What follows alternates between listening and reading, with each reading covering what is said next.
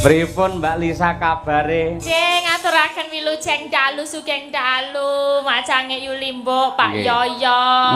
Nggih. Ingkang kula hormati kula tresnani. Pripun? Kula hormati kula tresnani. Sampeyan muni tresnani jare iku iso teles dhewe lho Mbak ngono iki. Kok teles napa to? Ya kaya grogi ngoten lho roh sampeyan. Terus jenengane saya tambah ya suwane kok ngibarate kaya emas ni malah kaya sinangkling kaya digosok satemah mencorong mawa cahya kuntadi ngono lho. Sumunar ngono lho Mbak Lisa.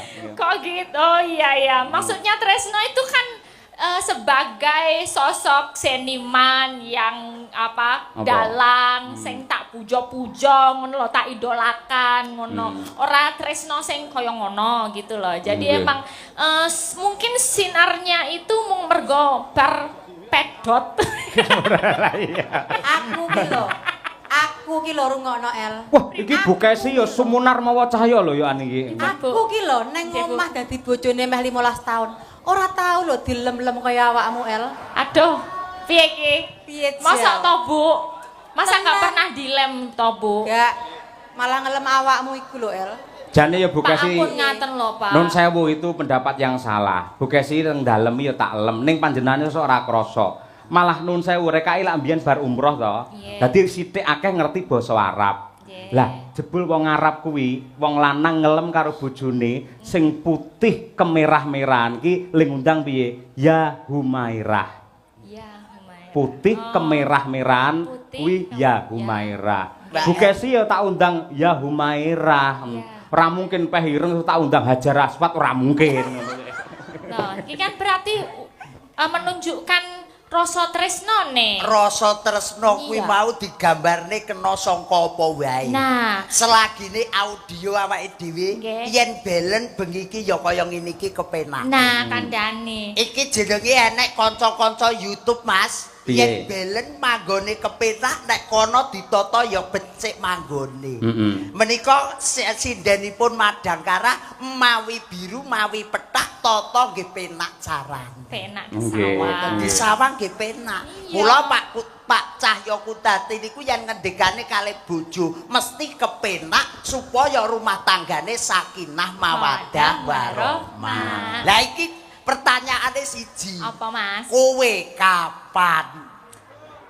Iki lho, aja takon bab kuwi. Sing jenenge tresno karo jodoh kuwi kudu dibedakake. Wong nek umur sakmene nek diomongi ora payu-payu, engko selak tuwek, engko selak dadi perawan tuwa. Aja, iki berarti wong lagi golek jati dirine. Urung ketemu jodone. Kudu dibedakake antarane jodoh karo tresno. Upamane jodoh. Nek wong saka tresno dhisik ya.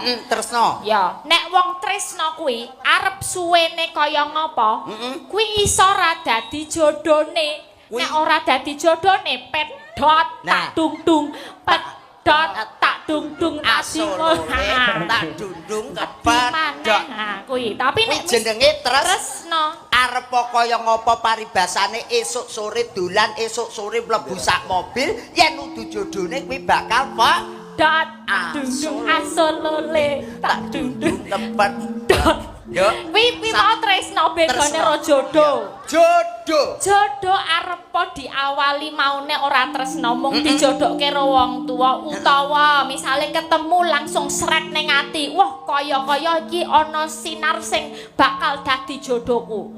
Lah kuwi diwiwiti saka barengan engko tuwuhe rasa tresno nek wis dadi siji. Kaya dulure dhewe sing manggon ning Bringin bengi iki temu wahyuning jodoh, wahyuning katentreman. Nah, iso muga-muga jaga dadi tresno, dadi ya jodoh. Lah, ora nggih tak tungtung. Ora. Sing tak tungtung kan sing mau. Ora tak tungtung khusus seniman. Oh, wong mriko kuwi lek tak tungtung kula der. Mak jedor. Ning nadyan kaya ngapa Mbak Nun sewu jenengan mbok ngendika apa wae kata-kata mutiara sebagus apapun ning nyatane praktekke jenengan kan nun sewu angel mendapatkan jodoh yang sesuai dengan idaman hati. Mergo napa jenengan ora ngerti makna dari mencintai atau makna dari cinta itu sendiri. tolong dijelaskan. Iso gelar iso gulung iki. Awake dhewe iso maca rene lho. Ramung gleleng lho, kudu iso gelar iki. Iya. Coba tresno kaya ngopo kok. Dirungokne ya. Dienjepi ro bukesi ra kira-kira. Dirungokne ya. Heeh. Tak tuntung asolole. Wong iso gelar Cinta. iso gulung. Reng, rungono. Cinta adalah anugerah suci dari ilahi yang mempunyai kekuatan luar biasa untuk menuju ketenangan, kenyamanan, kesenangan dan juga keselamatan dunia sampai akhir. Itulah cinta sejati. Luar biasa. Keplok. Luar Iki nek biasa. keplok berarti benar. Ya, biar. Ora dobos. Ora dobos, berarti ketok iki bener tenan iki. Lah iya. Kok ya. Apik ya nek iki tenan. Cinta. Lah terus yang nomor loro kuwi mau apa?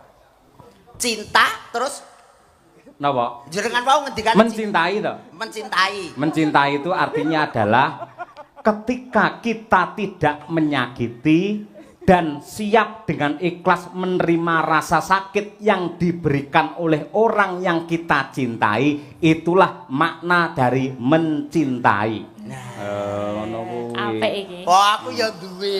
Apa? Aku ya duwe Kuat, jenengan kuat. mau kan jodoh Jodoh karo tresno. tresno. Aku nomor 1 kuwi jenenge bojo. Oh. B O J O. B.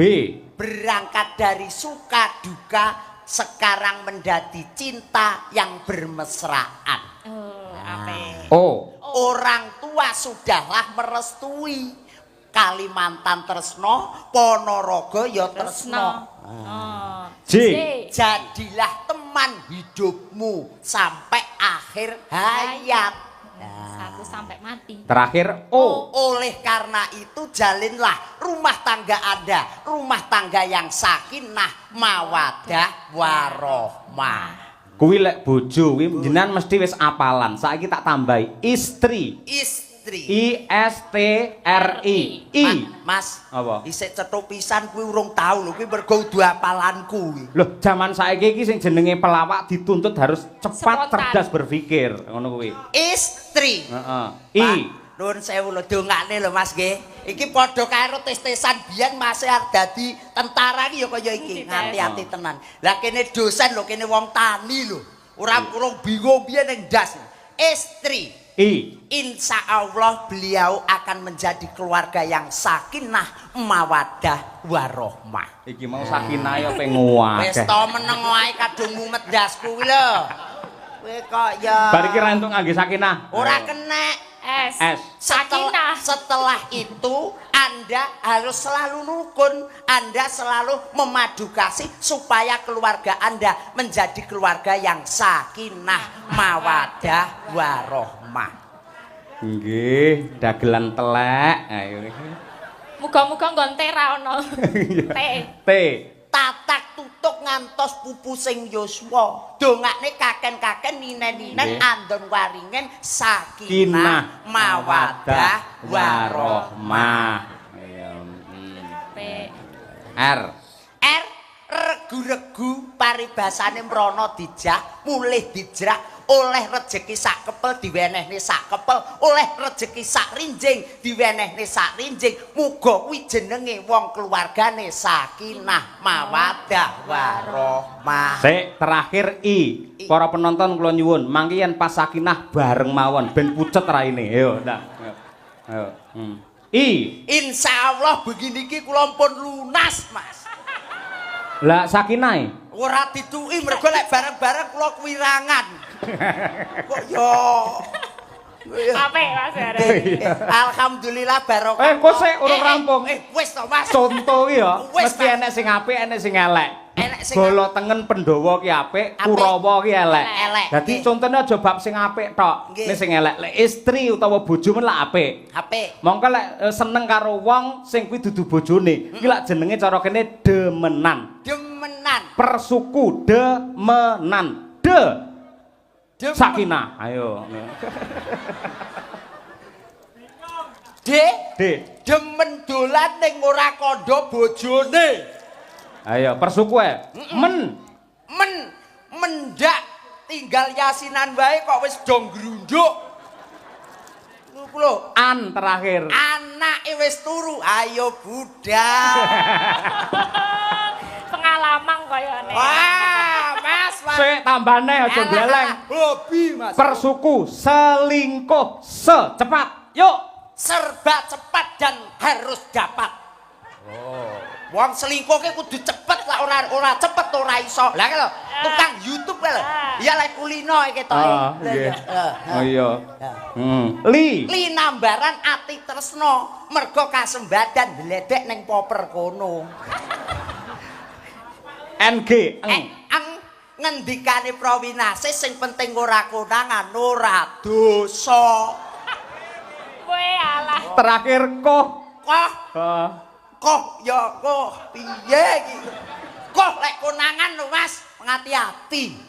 Kok koh konangan piye? Lah ya koh ki angel lho Mas lek koh ki. Kowe kudu iso, lek ra iso tarik kembali, ayo. Koh niku tegese ora kena angkuh karo bojone. Kulino mbolo ben aja ngerti awake dhewe ning hubungane. Ngono lho. Kulino iki asli. Lah aku ora kulino piye lho. Wong kene hobi kok. Iya. Hobi padane. Oh, biyen do banteng sik buka sapa sing nyang pisanan. Kowe. Wah, jenengan. Weh, dapurmu sing kowe sing mbayari aku ngono lho. Alah kula nggih jelas diluthok ya. Ngapunten Mas Cahyo nggih. Mboten napa-napa. Gudange ilmu, gudange budaya nggih Mbak Elisa, ugi gudange agama. Sing teng mriki menika pondok pesantren pun kondang. Darul Fikri. Leres, pondok Gonto. Wonten mriko Arisalah, Wali Songo. Maya, wonten Almawadah. Nuwun sewu jenengan nggih lulusan pondok, Mbak. Aku Kristen nih. Wah, langsung kobong wis.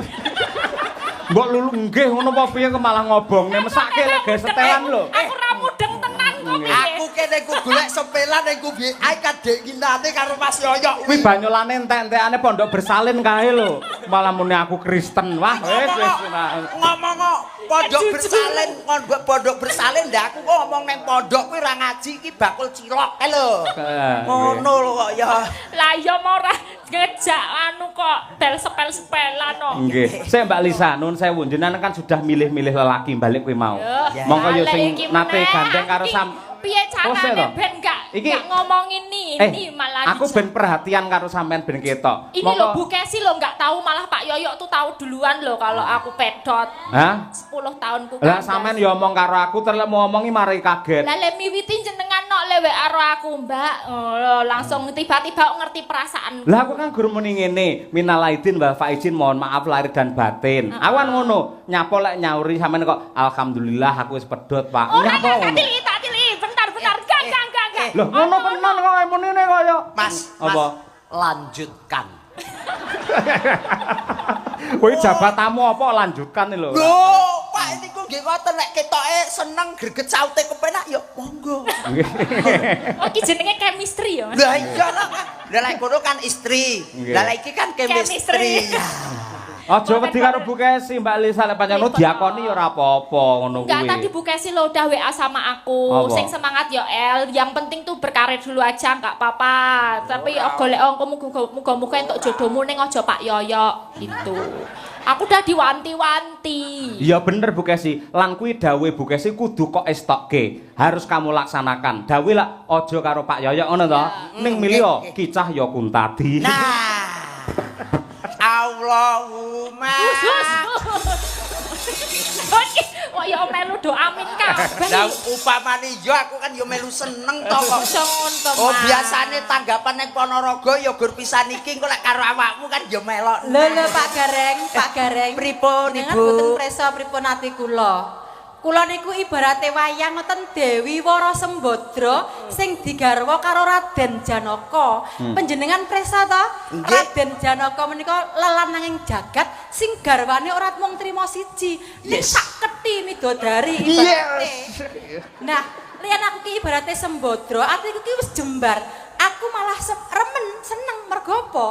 bojo kuwi berarti lananging jagat dadi idolane wong wedok sak donya. Mergo apa? Bojoku pinter melindungi wong wedok sing ayu-ayu tur atine apik. Aku pemedi madu karo Lisa ya ora apa-apa. Mas Yoyo Malah penak. Nuwun sewu Mbak Elisa nggih. Nuwun sewu Mas Yoyo. Kula pun gadah langganan jamu teng Ponorogo. Lambemu aku sik enom ora perlu ngono kuwi. Lah terus ngangge apa? Ora nggih apa-apa ngene iki sik bakoh padakne awakmu ora ya. Saru lho ora. Isik rosa to. Rosa lho. Hah? Rosa lho. Luweh rusak luweh ora sing penting kita wis beda keyakinan. Jadi beda keyakinan. Lah mergo aku Islam sampean Kristen ngono to? Enggak. Lah keyakinan piye? Keyakinan piye? Kamu yakin sama aku? Terus kono? Aku rodok yakin. Dek arep muni gak yakin rawani dek. Ora wani. Wedi lek tak santet kok dul